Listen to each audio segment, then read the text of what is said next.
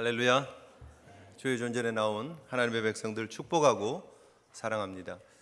우리 찬양대가 내려가는 사이에 우리를 향해서 질문을 한번 했으면 좋겠습니다. 오늘 부른 찬양에 주 없이 살 수 없네 이런 가사가 나오는데, 과연 내 인생 주 없이 살 수 없네 라고 고백하는 인생인지, 주님 없으면 좀 불편한데의 인생인지 한번 살펴보셨으면 좋겠습니다. 전적으로 우리 하나님만 의지하시는, 그래서 주님 없으면 안 됩니다 라고 고백할 수 있는 우리 귀한 성도들, 우리 구역 식구들 되셨으면 좋겠습니다. 아멘이시죠? 네, 이제 거의 내려가시고 자리를 작석을 하셨습니다. 사고 잘 치십니까, 여러분? 무슨 소리지? 아니면 속으로 어떤 분, 목사님 어떻게 하셨지? 제가 친 사고 중에 기억나는 사고가 있습니다. 저는 어려서부터 물건을 뜯는 것을 좋아했습니다. 뜯어서 그 속이 어떻게 만들어져 있는지를 확인하는 것을 좋아했었습니다. 그래서 초등학교 때부터 막 집에 있으면 도라이버만 하나 있으면 막 뜯어서 분해하고 그 속이 어떻게 되어 있는지 확인을 했었습니다. 근데 제가 생각하기에 제가 중학생이 되면 어른이 되는 거라고 생각했습니다. 그래서 중학생이 되면서 제가 사실은 초등학교 때는 걸어 다니잖아요. 중학생이 되면 회수권을 사서 버스를 타고 학교를 통학을 하잖아요. 너무 저는 그게 어른이 된 것 같았어요. 그냥 이젠 나 혼자서 할 수 있다. 그리고 교복을 딱 입고, 이제 그죠? 중학교 때 교복을 딱 차려입고, 그리고 회수권을 딱 내면서 버스를 타고 통학을 하면 너무너무 뿌듯했습니다. 그러다가 제가 기회가 돼서 라디오 만드는 키트를 하나 샀습니다. 라디오 키트 아십니까? 부속들이 이렇게 있고 기판이 있고 거기다가 납땜을 해가지고 이렇게 라디오 만드는 게 있었습니다. 저에게는 정말 큰 대역사적인 사건이었습니다. 며칠 걸려서 조립을 했습니다. 배터리를 넣고 파워를 켰습니다. 켜졌겠습니까? 안 켜졌겠습니까? 어떻게 하셨죠? 너무 쉽게 안 켜졌어요. 이게 하라는 대로 그대로 했는데 안 켜진 거예요. 너무 속상했는데, 그래도 그 사건이 있고 난 다음에 자신이 붙었어요. 이제 내가 이 라디오 속이 어떻게 생겼는지 대충은 알 수 있을 것 같고, 내가 다른 전자제품 좀 큰 것들, 복잡한 것도 뜯을 수 있겠다는 생각이 중학교 1학년에 과감하게 들었어요.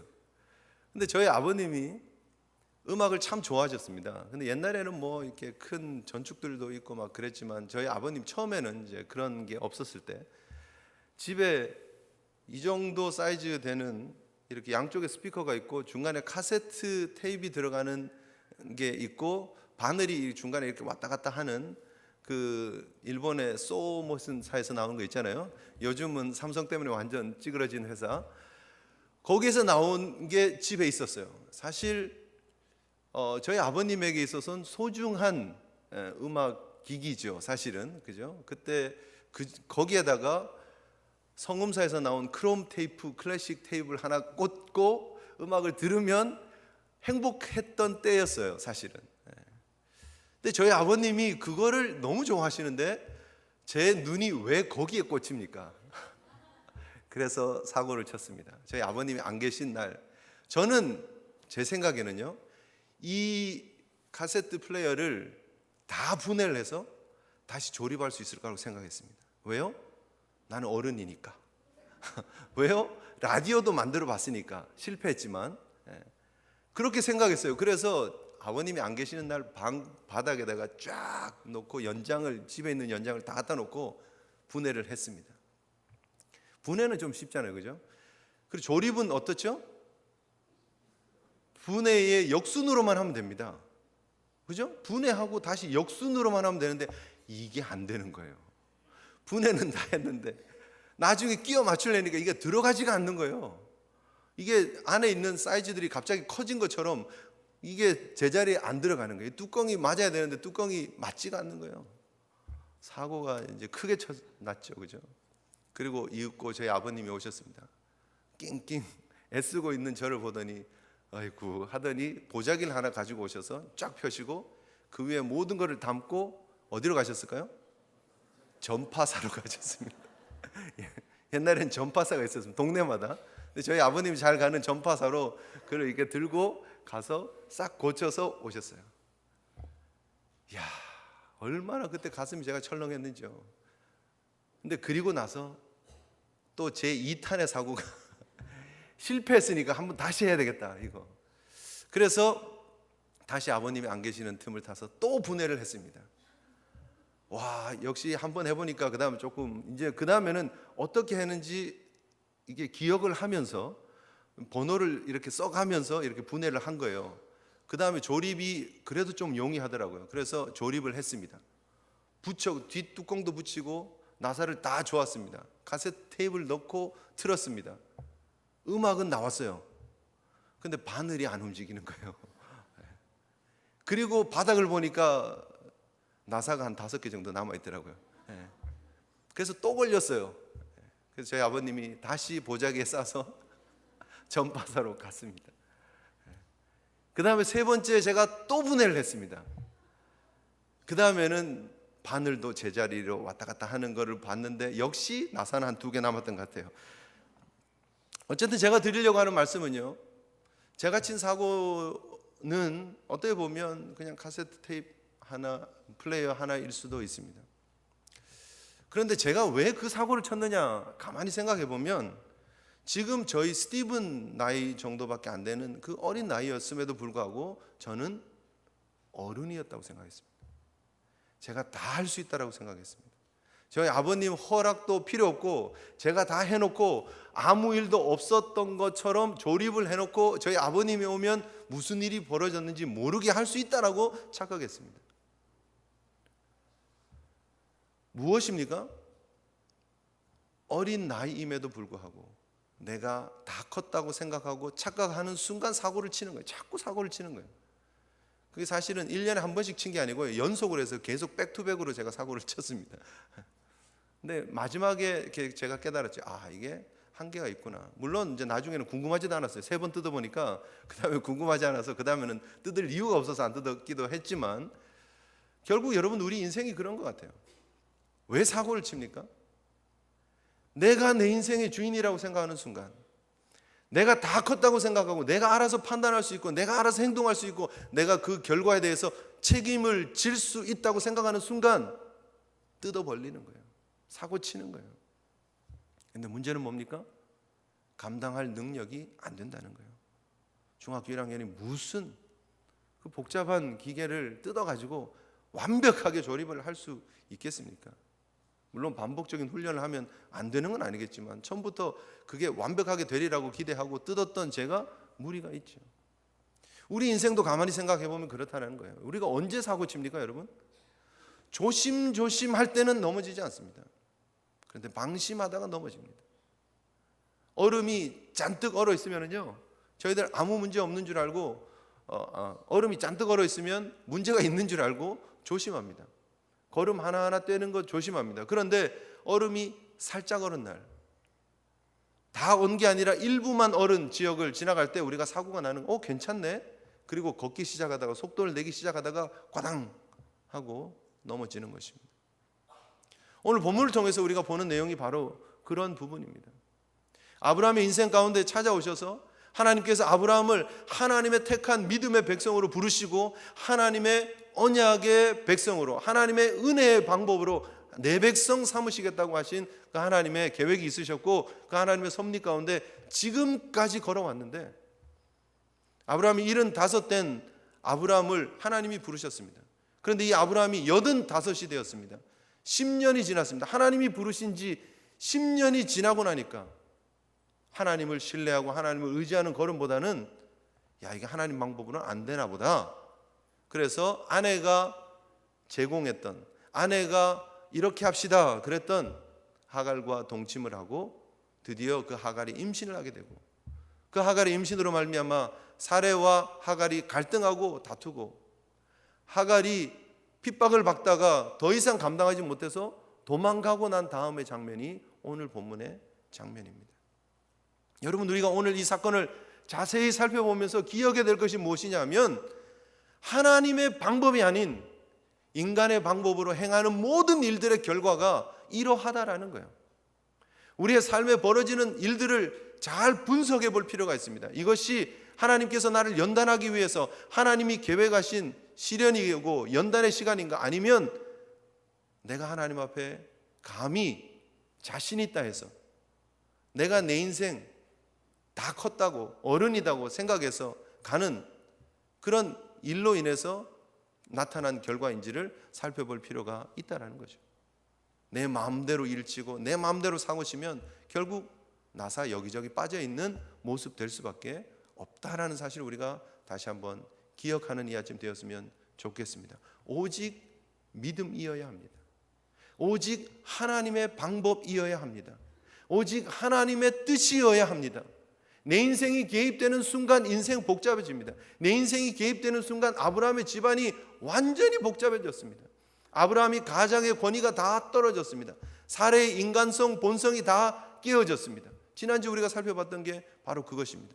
범죄한 이후의 결과가 그렇게 나타난다라는 거예요.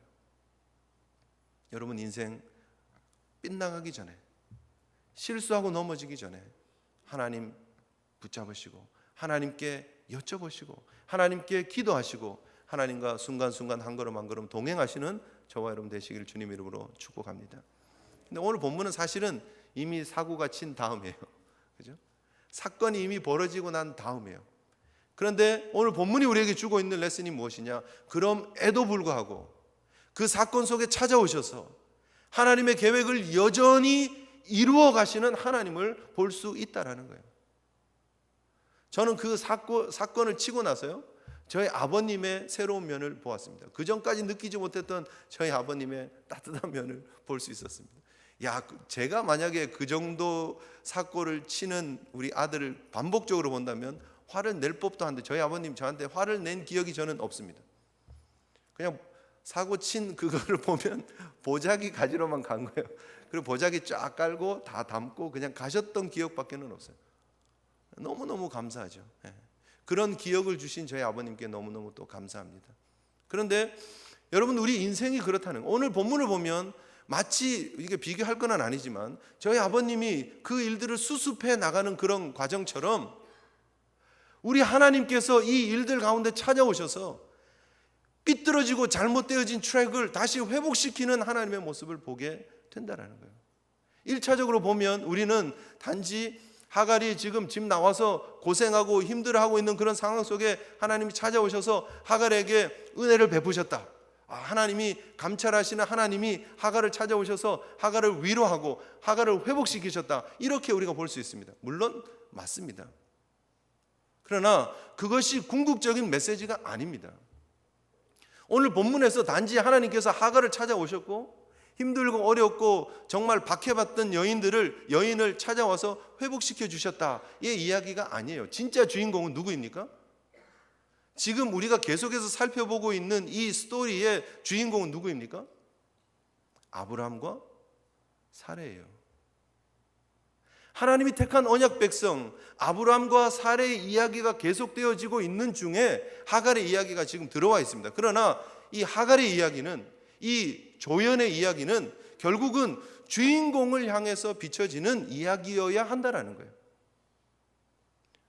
오늘 본문의 하갈은 여러분이 아는 것처럼 애굽 여인입니다. 아브라함이 바로에게 갔을 때, 애굽에 갔을 때 자기 아내를 누이라고 속여가지고 바로에게 보냈잖아요.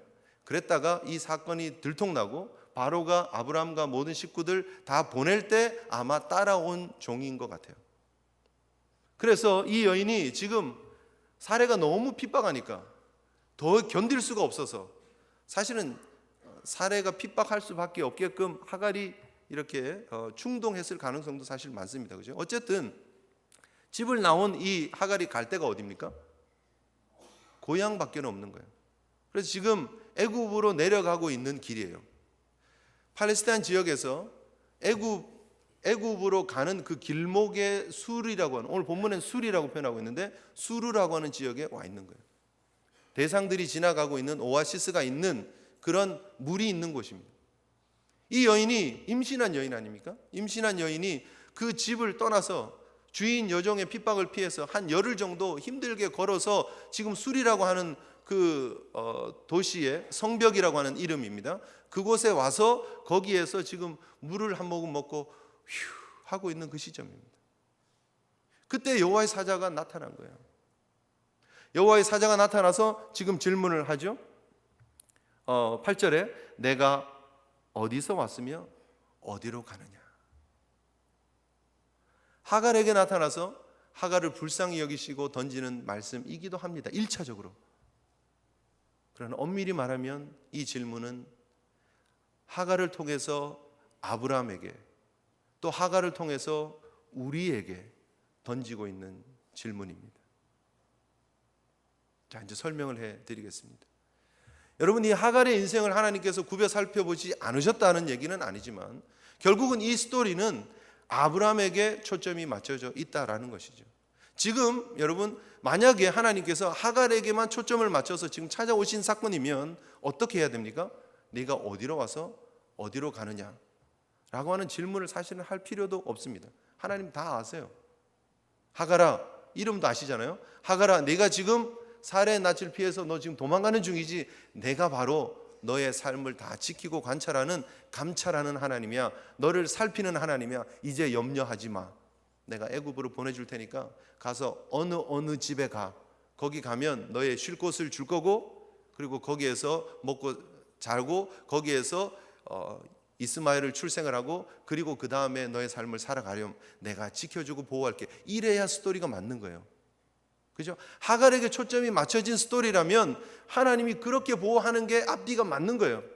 근데 오늘 본문을 보면 어떤 내용이 있습니까? 하갈이 대답을 합니다. 내가 나의 여종 사레의 눈을 피해서 지금 도망가는 중입니다. 사레를 피해서 도망가는 중입니다. 그런데 하나님 여호와의 사자가 하시는 말씀이 뭐냐 하면 내 여주인에게 돌아가서 그 수하에 복종해라. 그 말은 무슨 말입니까? 내가 지금 피해서 도망가는 길입니다. 그래? 다시 돌아가서 고난을 받아라. 핍박을 받아라. 이런 얘기예요 지금. 하갈아, 네가 지금 도망가니? 다시 가서 넌 고생 당해야 돼. 너는 다시 핍박을 당해야 돼. 그런 얘기예요. 좀 잔인하잖아요 사실은. 앞뒤로 따져보면 하갈에게 주고 있는 메시지는 하나님께서 내가 너를 안다의 메시지도 있어요. 그러나 더 큰 메시지는 지금 하갈을 통해서 아브라함에게 주려고 하는 하나님의 메시지예요. 하갈이 하나님을 만나고 여호와의 사자를 만난 그 경험, 그 체험, 그 하나님이 누구시다 하는 것, 나를 살피시고 나를 감찰하시는 하나님에 대해서 알고 그 하나님에 대해서 아브라함에게 가서 이야기를 하게끔, 보고를 하게끔 되어 있는 상황이에요. 너의 복중에 있는 아이가 있는데 그 아이를 어떻게, 무슨 이름이라 하라고요? 이를 이스마엘이라 해라. 그런데 여러분 내려가서 보시면 15절 한번 보십시오. 11절에 보면 그 아들을 이스마엘이라 하라 그랬는데 누구에게 얘기한 거죠? 하갈에게 한 얘기예요. 그런데 15절에 보면 하갈이 아브라함의 아들을 낳음에 아브라함이 하갈이 낳은 그 아들을 이름하여 이스마엘이라 하였더라. 아브라함이 이 복중에 있는 아이의 이름을 이스마엘이라고 지은 이유가 무엇입니까? 하갈이 얘기했으니까. 하갈이 이 복중의 아이를 하나님이 이스마엘이라고 하라고 하셨어요예요. 잘 생각해 보십시오. 지금 하갈이 자기에게 벌어진 모든 일들을 주인에게 가서 이야기하지 않았겠느냐 하는 거예요. 당연히 했죠. 이름을 짓는 것만 봐도 알 수 있죠. 그 하갈이 아브라함에게 가서 했던 메시지가 무엇이었겠느냐 하는 거예요. 주인님, 내가 주인의 낯을 피해서 도망하는 그 길에 여호와 하나님이 나타나셨습니다. 그 하나님이 누구신지 봤더니 나를 살피시는 하나님이었습니다. 그리고 그 하나님이 내 복중의 아이의 이름을 이스마엘이라고 이름하라 그러셨습니다. 아브라함에게는 정말 충격이었을 것입니다. 우리가 생각하기는 그게 왜 충격이지? 뭐 이렇게 생각할 수 있지만 여러분 잘 생각해 보십시오. 지금 아브라함에게 하갈은 골칫덩어리입니다. 눈앞에 없어졌으면 좋을 자기가 사고친 그 열매예요.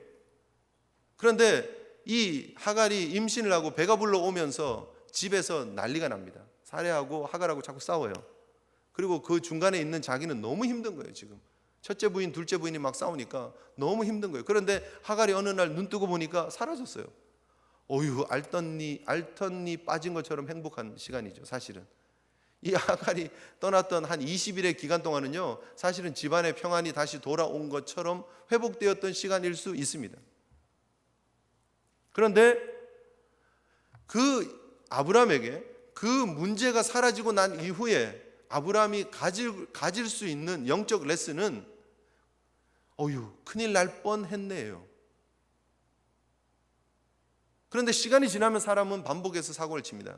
제가 카세트 테이프를 계속해서 뜯었던 것처럼 계속해서 사람들은 또 사고를 치고 또 사고를 치고 또 사고를 치게 되어 있습니다. 아브라함이 만약에 하갈이 나타나지 않았다면 그의 인생 시간이 조금 지나서 나이가 한 90 정도 되었다, 95세 정도 되었다 그랬으면 다시 사례가 충동을 했든지 아니면 아브라함이 못 견뎠든지, 야, 우리 그때 그 방법을 다시 한번 써보는 게 어떻습니까? 우리가 아무래도 하갈을 괜히 핍박했던 것 같아요. 그 복종에 있는 아이가 맞기는 맞았던 것 같은데, 그 방법이 맞았던 것 같은데 우리가 잘못했던 것 같아요. 다시 한번 해보죠. 할 수 있었다는 거예요. 근데 하나님은 그게 아니다라는 것을 정확하게 가르쳐 주시길 원하셨어요. 하갈을 통해서 지금 하갈을 통해서 하나님이 아브라함에게 주는 메시지는 무엇이냐면, 너의 여종 하갈까지도 내가 챙기고 이렇게 간섭하고 내가 이렇게 살피는데, 하물며 내가 택한 나의 언약 백성 아브라함 너일까 보냐, 너의 인생을 내가 살피고 있다라는 것을 하나님 말씀하고 계시는 거예요. 이스마엘이 아브라함이 86될 때 태어났습니다. 86세 때 태어났습니다. 자, 86세에 태어나고 그 다음부터 아이를 안고 다니는 하갈을 볼 때마다, 이스마엘이 뛰어다닐 때마다 아브라함의 마음에 어떤 도전이 있었겠느냐는 거예요. 이스마엘이 지나갈 때마다 이스마엘 이리 와봐 할 때마다, 여러분 우리는 이제 이스마엘 이러면 감이 별로 없죠, 그죠? 그런데 이스마엘이 뭐예요? 여호와께서 들으셨다, 하나님이 들으셨다예요. 그 아브라함이 아들 이스마엘을 부를 때마다 여호와께서 들으셨다, 이리 와봐. 여호와께서 들으셨다, 이리 와봐. 아유, 오늘 아침 먹었니? 밤에 잠은 잘 잤니? 여호와께서 들으셨다, 너 저기 가서 염소 젖 좀 짜다 와. 여호와께서 들으셨다, 저기 소 떼가 저리 가네, 가서 좀 막아. 여호와께서 들으셨다. 이름을 부를 때마다 아브라함의 인생에 리마인드 되어지는 게 뭡니까? 하나님이 다 감찰하시고 하나님께서 다 들으신다라는 거예요. 왜 굳이 그 하갈과 이스마엘을 다시 그 집으로 보내시느냐? 그 조연의 삶을 거기에서 살게 하시느냐? 하나님이 택한 언약 백성들에게 주시는 레슨이 있기 때문입니다. 메시지가 있기 때문입니다. 여러분, 우리가 하나님의 백성인 거 여러분 믿으십니까? 하나님께서 우리 인생에 개입하시는 거 여러분 믿으십니까? 때때로 개입하시는 하나님이 아니라 변함없이 한결같이 우리 인생 가운데 찾아오셔서 개입하시는 하나님인 줄 믿으시기를 바랍니다. 멕시코를 들어가면은요, 짐을 이렇게 찾고 나면 세관을 통과를 해야 합니다. 그죠? 뭐 어느 나라는 안 그렇겠습니까, 그죠? 세관을 통과를 해야 되는데, 멕시코는 재밌는 게 짐을 이렇게 이제 찾아가지고 오잖아요. 그러면은 세관이 여러 줄이 있는데 그 앞에 보면 한 이 정도 이런 테이블이 있어요. 그리고 그 위에 빨간 버튼이 하나 있습니다. 근데 와서 그 세관 용지를 이제 작성을 한 사람들이 그걸 들고 그 앞에서 버튼을 딱 눌러야 됩니다. 빨간 버튼을 딱 누르면 위에 그린색 불이 오기도 하고요, 레드 불이 오기도, 그러니까 녹색 불이 오기도 하고 빨간 불이 오기도 합니다. 녹색 불이 딱 켜지잖아요. 딱 눌렀는데 녹색 불이 딱 켜지면 짐이 뭐가 있더라도 그냥 지나갑니다. 끌고 그냥 지나가면 돼요. 세관이 건들지 않습니다. 그런데 이걸 딱 눌렀는데 빨간 불이 딱 켜지면 잡혀서 가서 테이블 위에서 짐을 다 풀어야 됩니다. 그러니까 이게 뭐냐면 그냥 랜덤 책이에요. 그냥 재수 좋으면 그냥 지나가고 재수 없으면 걸려가지고 그냥 그 안에 무슨 최첨단 기술이 있어서 이게 누르면 불이 오는 게 아니고요. 그냥 걸리든 말든 복불복이에요. 그냥 걸리면 가서 다 열어야 돼요. 근데 이번에 저희 팀이 13명이 들어가는데요. 짐도 많았죠. 한 명도 빨간불이 안 나왔습니다. 그러지 않습니다. 이게 우리가 줄로 서서 이렇게 들어가기 때문에 계속 그린 그 다음에 이제 이번엔 내가 빨간불 떨어질 거야 하고 눌렀는데 또 그린 너무 재밌었어요. 그래서 다 통과를 했어요. 다 통과를 했는데 저는 딱 걸렸습니다. 아니 저도 그린이 나왔어요. 그럼 통과를 해야 돼요. 그런데 개가 와가지고 개가 오더니 제 백팩을 이러니까 거기 세관이 오더니 여기 뭐 있냐 그러는 거예요. 아니 뭐 별거 없는데 그랬더니 음식이냐요. 그래서 아니 음식 없는데 이리 오래요. 그래서 가서 제가 들고 있던 짐까지 가지고 가서 다 보여주고 나중에 알고 봤더니 제가 저희 아들 학교 들고 왔다 갔다 하는 가방을 제가 메고 갔거든요. 아마 저희 아들이 도시락을 거기다 넣어서 이제 왔다 갔다 해서 이게 음식 냄새가 뱄나 봐요. 그래서 음식 냄새가 나면 이게 이 마약견들이 이게 짖나 봐요. 반응을 하나 봐요. 그래서 이제 열었습니다. 근데 제가 드리려고 하는 말씀이 뭐냐 하면은요. 하나님이 우리 인생을 개입하실 때 멕시코 입국할 때 세관 통과하는 것처럼 랜덤리 그린색 뗐다가 레드색 뗐다가 개입하셨다 안 하셨다 이러는 하나님이 아니라는 거예요. 하나님 우리 인생의 모든 일거수일투족을 다 아시고 살피시고 심지어 하갈의 인생, 하갈의 형편까지도 아시고 이렇게 질문하시는 거예요. 내가 어디로 와서 어디로 가느냐는 거예요. 몰라서 묻습니까? 하나님 누군지 몰라요? 여기 정말 재밌는 거 아닙니까? 사레의 여종 하갈아, 하나님 질문을 해도 좀 모르는 척하고 질문을 하셔야지. 네가 어디서 와서 어디로 가니? 너 이름은 뭐니? 이래야 이게 질문이 되는데 사레의 여종 하갈아, 다 알잖아요 지금 누군지. 하나님 다 알면서 질문은 또 어떻게 하시냐면 내가 어디로 와서 어디로 가느냐 하는 거예요. 그 하갈이 아브라함에게 가서 하나님께서 오셔서 사레의 여종 하갈아 내가 어디서 와서 어디로 가느냐 이렇게 물읍디다. 그때 아브라함이 받았던 충격이 어떠했겠느냐 하는 거예요. 갈대아 우르에서 하란에서 내가 부른 나의 종 아브라함아 내가 어디로 와서 어디로 가느냐 하는 거예요. 내가 왜 네 인생을 네 마음대로 계획하고 내 마음대로 흘러가려고 하고 있느냐 하는 거예요. 내가 너의 인생의 주인인데, 내가 너의 인생을 플랜하고 내가 너의 인생을 이끌어가고 내가 너의 인생을 책임질 터인데 왜 그러고 있느냐는 거예요. 하갈에게 주고 있는 도전이기도 하고 아브라함에게 주고 있는 도전이기도 하고 이 아침에 저와 여러분들에게 주고 있는 도전이기도 합니다. 하나님이 저와 여러분들을 향해서 말씀하십니다. 내가 내 아들 예수 그리스도의 언약의 보혈의 피로 너희들을 언약의 백성으로 불렀는데 내가 어디로 와서 어디로 가고 있느냐는 거예요. 왜 알아서 그렇게 자율적으로 행동하고 있느냐? 왜 내 생각대로 하고 있느냐? 왜 내 판단대로 하고 있느냐 하는 거예요. 하나님은 하나님의 방법 아니면 안 된다라고 말씀하고 계시는데 저와 여러분들을 향해서 이 아침에 주시는 하나님의 도전의 음성이 귓전에 울려지시고 가슴에 새겨지시는 귀한 아침 되시기를 주님 이름으로 축복합니다. 하나님은 이 이스마엘은 아니다라고 분명히 말씀하십니다. 이 이스마엘이 들짐승같이 될 것이다. 이 이스마엘이 형제들을 대적할 것이다. 결국 성경은 이 이스마엘이 누구라고 얘기를 합니까? 여러분 갈라디아서 한번 보시겠습니다. 갈라디아서 4장 21절, 22절, 23절 한번 보시겠습니다.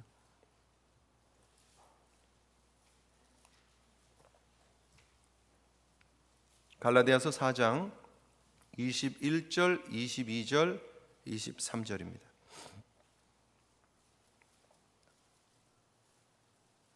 신약 성경 307페이지입니다. 시작. 내게 말하라. 율법 아래에 있고자 하는 자들아, 율법을 듣지 못하였느냐? 기록된 바 아브라함에게 두 아들이 있으니 하나는 여종에게서 하나는 자유 있는 여자에게서 낳다 하였으며 여종에게서는 육체를 따라 낳고 자유 있는 여자에게는 약속으로 말미암았느니라. 보십니까? 24절 보십시오. 이것은 비유니 이 여자들은 두 언약이라. 이 여자들은, 이 아이들은 두 언약입니다. 하갈과 이스마엘은 율법을 나타내는 언약입니다. 예표입니다. 이삭은 하나님의 은혜를 나타내는 예표입니다. 하나님이 무엇을 보여주기를 원하십니까? 하나님이 무엇이어야 된다라고 얘기를 하고 있습니까? 은혜여야 한다라는 거예요. 내가 세워가는 언약의 율법, 그거 아니면 안 된다라고 얘기하고 계십니다. 사람이 만들어가는, 사람이 계획하는 일들은 율법의 모습이다라고 그 본질을 그대로 보여주고 있습니다. 우리가 행위로 구원받는 게 아니라는 거예요. 조금 앞으로 가시겠습니다. 로마서 보십시오. 4장. 로마서 4장 244페이지로 가십니다.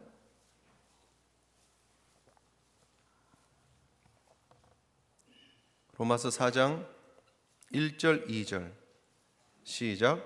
그런즉 육신으로 우리 조상인 아브라함이 무엇을 얻었다 하리요?